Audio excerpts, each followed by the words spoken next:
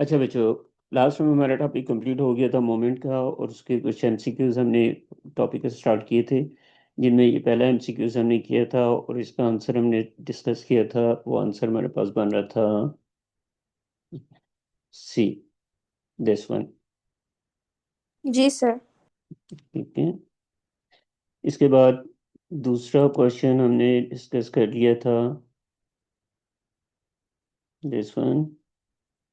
और इसमें आंसर हमने डिस्कस किया था कि इसका आंसर भी सी था। अच्छा, अब इसका आंसर सी क्यों था?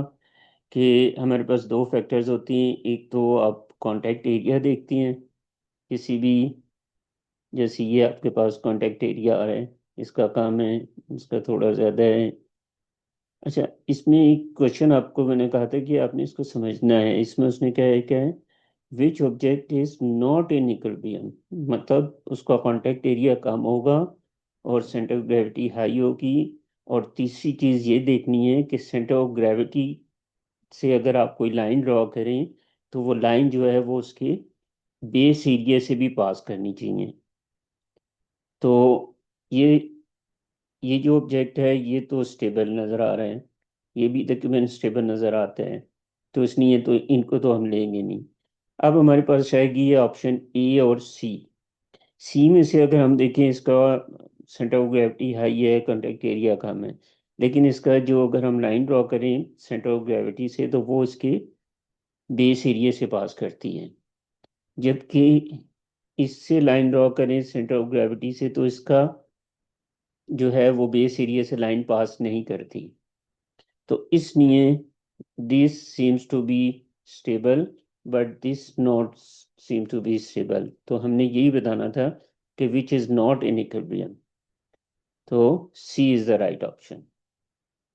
तो सर एक क्वेश्चन, जी। स्टेबल होने के लिए या इक्विलिब्रियम में होने के लिए आपका कांटेक्ट एरिया कम होना चाहिए या ज्यादा होना चाहिए? कॉन्टेक्ट एरिया कम होना चाहिए और सेंटर ऑफ ठीक है। ग्रेविटी हाई होनी चाहिए। और साथ, ठीक। जब ये दोनों चीज़ें हों तो फिर अब ये भी देखना है कि द लाइन ऑफ फोर्स, या एक लाइन ड्रॉ करें उसके सेंटर ऑफ ग्रेविटी से, अगर वो बेस एरिया से पास करती है तो फिर तो स्टेबल होगा, लेकिन नहीं पास करती तो फिर वो स्टेबल नहीं होगा। यहाँ पे देखें, इसमें लाइन ड्रॉ करिए आपने, वो बेस एरिया से पास कर रही है कांटेक्ट एरिया से, लेकिन इसका कांटेक्ट एरिया ये है और लाइन इसमें से पास कर रही है, इसके अंदर से ही पास कर रही, तो इसलिए ठीक है। ये अनस्टेबल हो जाएगा। सर आपने हमें कॉपी में लिखवाया था centre of gravity should be as low as possible, अगर स्टेबिलिटी होनी चाहिए तो आप कह रहे हैं हाई होनी चाहिए centre of gravity for instability. For instability. Okay. जी। अच्छा, इसके बाद हमने क्वेश्चन नंबर 3 डिस्कस किया था, उसका आंसर भी हमारे पास सी आ रहा था। इसमें आपने बताना है eight which label point is the centre of mass of the card. अब देखें, यहाँ पे जैसे मैंने आपको कहा था,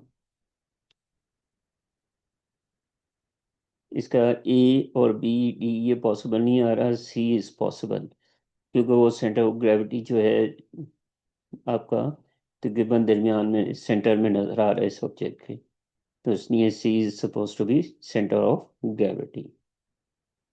सर एक दफा वो मास वाला पॉइंट रिपीट कर सकते हैं कि जिससे का मास ज्यादा होना चाहिए वाला पॉइंट? अच्छा, मैं बता दें, देखो जैसे हमने बात करी थी ना कि अगर कोई regular shaped object like is that, थोड़ा सा, तो अब आप देखें ये जो एरिया आपको नजर आ रहा है दिस वन, यहाँ पे ये थोड़ा सा मैस, इसका वॉल्यूम ज़्यादा नज़र आ रहा है, तो इसका मतलब होगा कि इसका centre of gravity exact centre में नहीं होगा। इसकी सेंट्रल पोजीशन अगर ये बन रही है तो यहाँ पे नहीं होगा, थोड़ा सा नीचे करके होगा, जहाँ पे उसकी मैस ज़्यादा नज़र आ रही है आपके। ठीक है। जैसे फर्ज करिए अगर हम ट्राइंगल बनाते हैं, ट्राइंगल का भी जो सेंटर ऑफ ग्रेविटी है वो यहाँ पे नहीं होगा, बल्कि जहाँ पे इसकी मैस ज़्यादा नज़र आ रही है वहाँ पे सेंटर ऑफ ग्रेविटी सपोज होगा। जी ठीक है।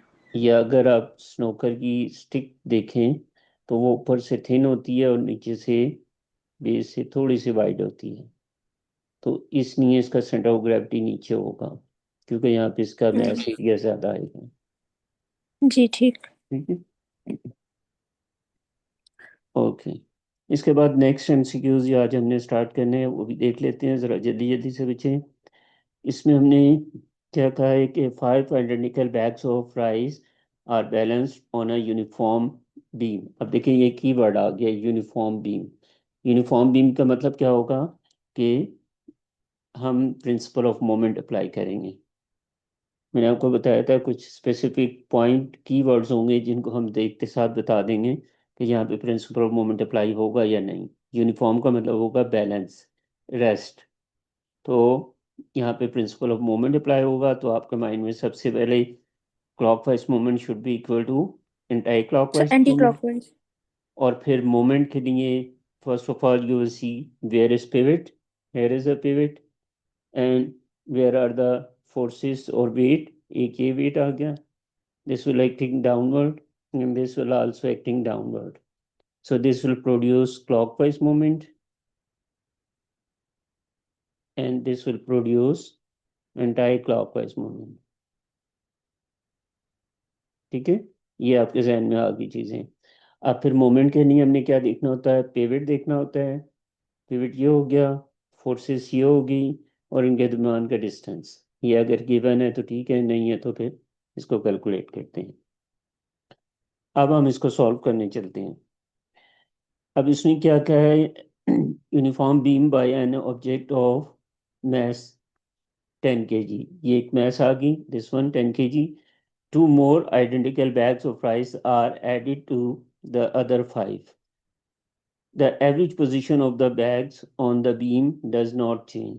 Okay, what was now balances the bag. अब बैलेंस करने के लिए आपको कितने जो है ना वेट, क्योंकि पहले 5 बैग्स थे और 10 kg जो वेट मैस था वो उसको बैलेंस कर रहा था, यूनिफॉर्म था। दो और आपने इसमें बैग डाल दिए, मतलब ये टोटल अब बैग्स कितने हो गए, 7 बैग्स। तो अब आप क्या करेंगे, the average position of the bags on the beam does not change. Distance change नहीं हुआ, सिर्फ एक तरफ से मैस ज्यादा होगी। तो what mass now balances the bag. मतलब अब ये 10 kg तो 5 के लिए था, अब 7 बैग्स के लिए कितने kg मैस डालनी पड़ेगी, क्योंकि डिस्टेंसेस सेम है, वेट डिफरेंट हो गए। तो उसके लिए आप दो मेथड यूज कर सकते हैं, एक तो रेशो मेथड यूज कर सकते हैं और दूसरा clockwise moment should be equal to anti clockwise moment.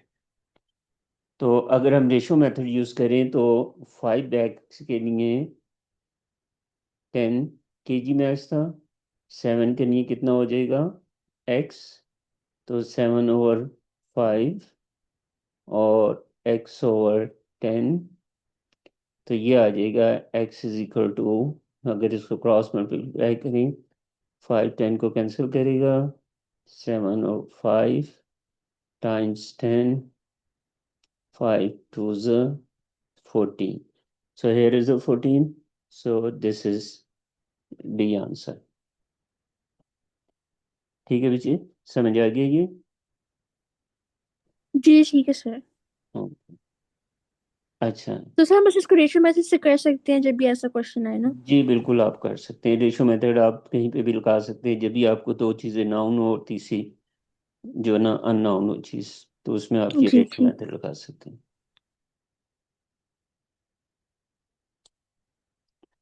अच्छा जी, इसके बाद नेक्स्ट क्वेश्चन हम देखते हैं एक और।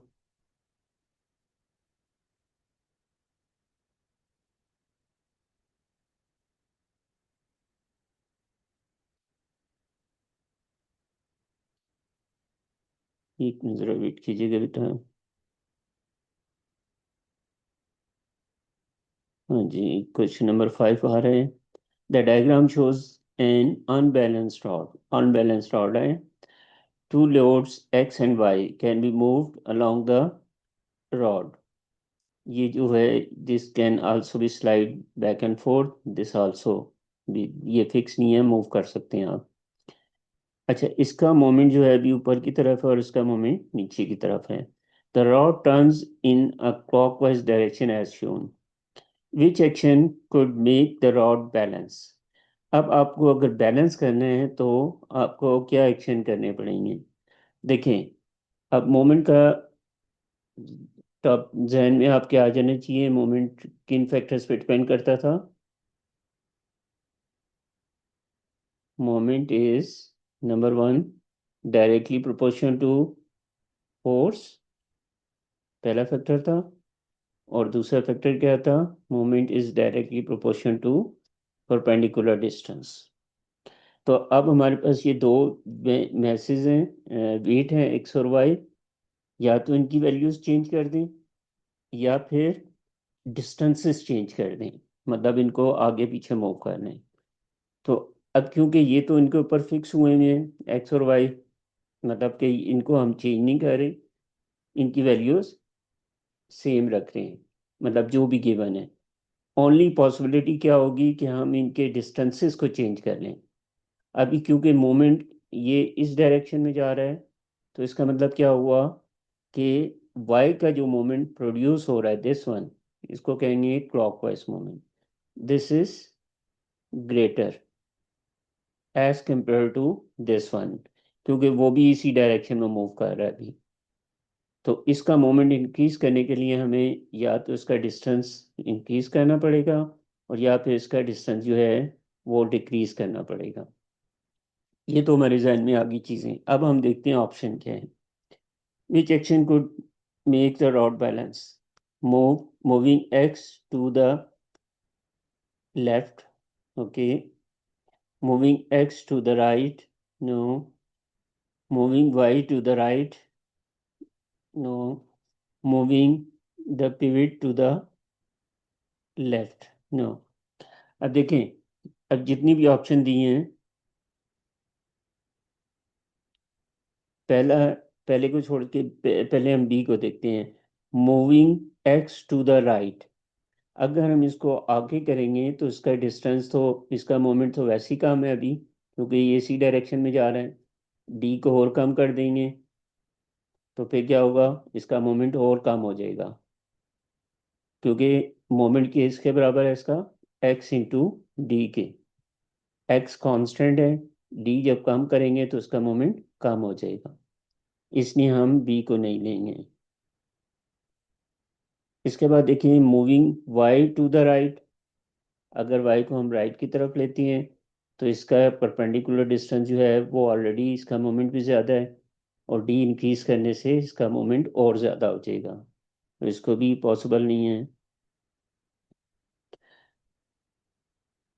और अगर हम ये करें कि moving the pivot to the left, pivot को लेफ्ट की तरफ ले जाए इस तरफ, तो उस केस में भी क्या होगा, वाई का डिस्टेंस इंक्रीज हो जाएगा, तो इसका मोमेंट फिर ज़्यादा हो जाएगा, क्योंकि इसका मोमेंट किसके बराबर है, वाई इंटू डी के। अगर डी बढ़ाएंगे तो इसका मोमेंट ओवरऑल इंक्रीज हो जाएगा, तो इसलिए हम इसको भी नहीं लेंगे, B, C and D option छोड़ देंगे। Only A is possible. वो क्यों, क्योंकि जब इसका मोमेंट किसके बराबर था, एक्स इंटू डी के, जब आप इसको लेफ्ट साइड पे लेके जाएंगे तो अब इसका जो डिस्टेंस था वो इंक्रीज होगा, तो इसका इंक्रीज करने से इसका प्रोडक्ट जो है वो इंक्रीज हो जाएगा, मोमेंट इंक्रीज होगा। सो A is the right option. जी बेटा, समझ आ गया ये। जी सर। ओके, अब ये जरा साथ साथ टेक्निक भी बच्चों समझते जाओ साथ साथ, क्योंकि क्वेश्चन जो है ना बिल्कुल स्ट्रेट फॉरवर्ड नहीं होंगे, आपको ज़रा एक एक ऑप्शन को रिमूव करना होगा। अच्छा, अब ये भी थोड़ा सा, इतना मुश्किल क्वेश्चन नहीं है, थोड़ा सा अंडरस्टैंड करना है बस आपने। The diagram shows the balance being used to find the weight of a baby. The weight of the basket can be ignored. Okay. At equilibrium, आप देखें फिर दोबारा कीवर्ड आ गया, इक्विलिब्रियम। इक्विलिब्रियम का मतलब क्या होगा, प्रिंसिपल ऑफ मोमेंट अप्लाई करना है। प्रिंसिपल ऑफ मोमेंट का मतलब क्या होगा? Clockwise movement should be equal to anti clockwise movement. और फिर मोमेंट आ गया तो उसके लिए पिवट देखना है, फोर्सेस देखनी है और उनके डिस्टेंसेस देखनी है। आप कहते हैं इक्विलिब्रियम के साथ the pivot is near to the 40 newton, 40 newton के करीब है वेट देन द बेबी।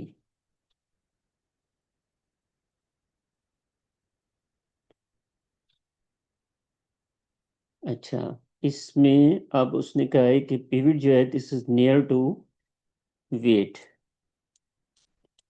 और क्वेश्चन ये पूछे आपसे कि what is the weight of the baby. अच्छा, देखिए इसका मोमेंट, इसको फर्ज करो हम ले लेते हैं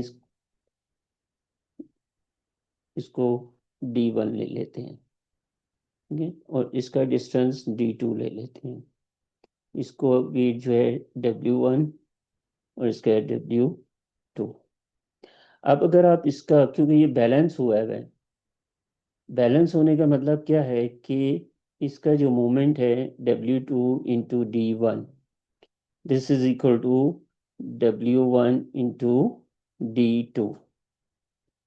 अब अगर आप डायग्राम से देखें तो आपको नजर आ रहा है कि D1 is less than D2। तो इसका मतलब क्या हुआ कि इसका जो दूसरा फैक्टर होगा W1, sorry W2 must be greater than W1। weight of baby should be greater, sorry lesser than the 40 Newton. पहले ये मुझे बताइए, ये पॉइंट समझ आ गया बेटे आपको? सर फिर से रिपीट कर दें। मैं रिपीट कर तो देखो, ये आपको डायग्राम में D1 नजर आ रहा है, ये D2 जी से सर। लेस आ रहा है। जी सर। जबकि उसने कहा कि प्रोडक्ट सेम है। प्रोडक्ट हम्म। सेम होने का मतलब क्या हुआ, फिर इसका जो दूसरा फैक्टर होगा, अगर D1 कम है तो ये जो फैक्टर होगा this must be greater than this factor.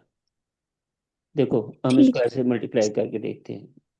मैं कहता हूँ कि ये 5 × 2 लिखा हुआ है और यहाँ पे ये D2 जो है दिस इज ग्रेटर, ये लिखा हुआ है कोई 5। तो यहाँ पे क्या आना चाहिए इक्वल करने के लिए? नंबर ज्यादा आना चाहिए। यहाँ पे, कम यहाँ पे आना क्या चाहिए। नंबर आने चाहिए? कम आना चाहिए ना?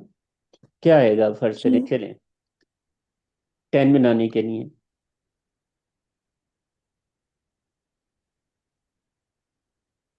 ये देखिए लेफ्ट साइड पे 5 × 2 10 आ रहा है ना, तो ये 5 को मैं किससे मल्टीप्लाई करूँ कि यहाँ पे 10 आए? 2 से ही करना पड़ेगा। 2 से एग्जैक्टली। तो अब यहाँ पे देखें, ये अगर x2 आ रहा है तो 2 इज लेस देन 5। यस। तो ये सारी डिटेल है इसकी।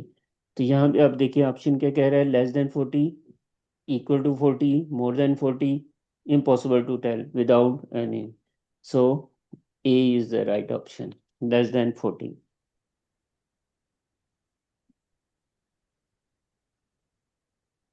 राइट बच्चे? जी ठीक है सर। तो यानी इसका D2 ज्यादा था और D1 कम था, इस तरह पता चल गया। इसका मतलब होगा कि जो वेट होगा वो उसका कम होना चाहिए अगर उसका डिस्टेंस ज्यादा है। जी, प्रोडक्ट में अगर एक फैक्टर कम हो रहा है तो दूसरा फैक्टर ग्रेटर होना चाहिए। जी सर। ओके। अच्छा बच्चे, इसके बाद देखिए नेक्स्ट क्वेश्चन 7 आ रहा है हमारे पास। इसमें हमारे पास क्वेश्चन नंबर 7 में आंसर आपका, देखते हैं क्या कह रहा है। The diagram shows 4 objects on a flat surface, the centre of mass of each object is marked m। m is supposed to be center of gravity or center of mass. Which object is about to fall over मतलब कि unstable होगा। अब देखें, दोबारा आपके जहन में ये दो चीज़ें फैक्टर्स आ गए और एक चीज़ मैंने आपको लाइन ऑफ एक्शन बताई। अगर हम ये देखें तो अनस्टेबल, ये तो स्टेबल है, इसको हम छोड़ देंगे। क्यों स्टेबल है? क्योंकि इसका बेस एरिया ज़्यादा है, तो इसलिए उसको छोड़ दिया। इसमें सेंटर ऑफ ग्रेविटी की जो लाइन है वो बेस एरिया कांटेक्ट एरिया से पास कर रही है, तो ये भी स्टेबल हो जाएगा।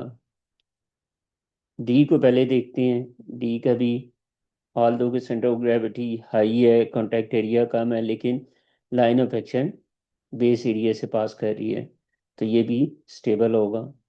यहाँ भी हम देखेंगे कि ये जो इसका कांटेक्ट एरिया यहाँ पे है और लाइन ऑफ एक्शन जो है वो यहाँ से पास कर रही है, out of the base area. So this seems to be unstable. Yes sir. ठीक है, तो ये तीन जी, ये चीजें। बिल्कुल सिमिलर क्वेश्चन ही था कि हाँ आगे बिल्कुल उसी पास तरह करें। का, उसी तरह का क्वेश्चन था बिल्कुल। ओके जी, नेक्स्ट क्वेश्चन में देखते हैं क्या कह रहे हैं। इसको जरा बच्चे आप रीड करो और try to solve it, then I will help you.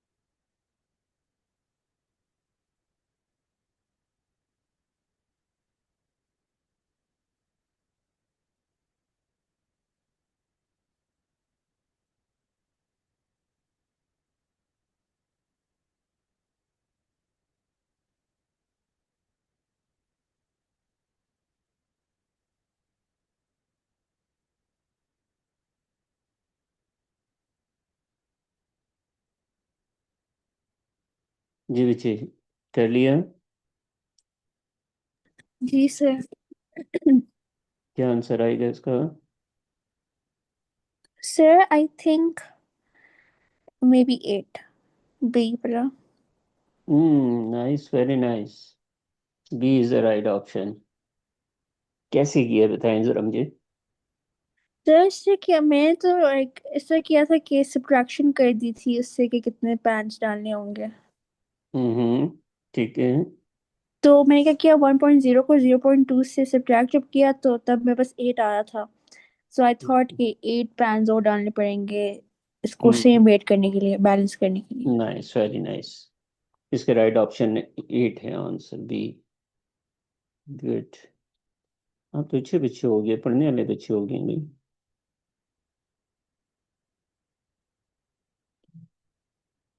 अच्छा, सो राइट ऑप्शन इज बी। एक और क्वेश्चन को डिस्कस करते हैं। सर ऐसे क्वेश्चन को सब्ट्रैक्ट वगैरह करके ही सॉल्व करते हैं ना? हाँ बिल्कुल सिंपल टेक्निक लगाएं इसके ऊपर, जैसे मैंने पीछे रेशो मेथड लगा दिया था। जी ठीक। अच्छा, ये जरा क्वेश्चन रीड करने, फिर हम सॉल्व करते हैं। हैवी बीम रेस्ट, अब फिर कीवर्ड आ गया।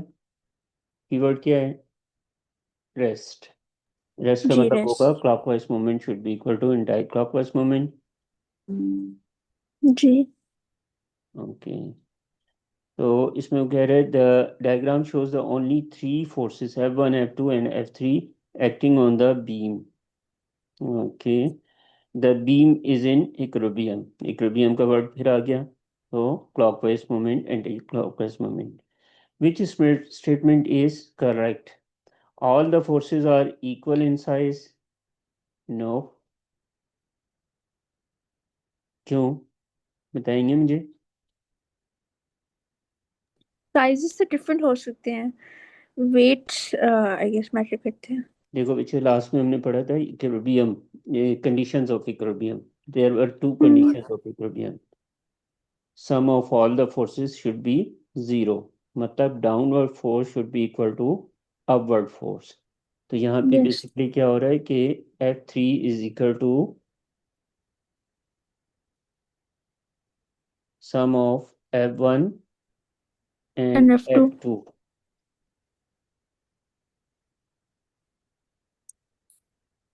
F2, तो अब वो कहते हैं कि all the forces are equal. No. क्यों? क्योंकि F1 और F2 को मिला के F3 बन रही है। मतलब अगर ये 5 5 भी ले तो F3 वुड बी 10। ठीक है, जी इसलिए ये नहीं होगा। फिर कहता है the resultant force on the beam is in the opposite direction to the resultant turning effect. Hmm. और सी में क्या कह रहा है, the resultant force on the beam is zero and the resultant turning effect on the beam is zero. Good. Total upward force is twice the total downward force. Now ये नहीं possible. ये जो सी है ये दोनों कंडीशंस को fulfil कर रहा है कि sum of forces should be zero and sum of anti-clockwise movement should be zero, clockwise and anti-clockwise। क्यों? क्योंकि इक्विलिब्रियम की कंडीशन है। तो जब भी बॉडी जी इक्विलिब्रियम में होगी तो उसके ऊपर वो दोनों कंडीशंस इंप्लीमेंट होगी। तो आपने जी सर। ये स्टेटमेंट आपका सही आंसर होगा। ओके जी।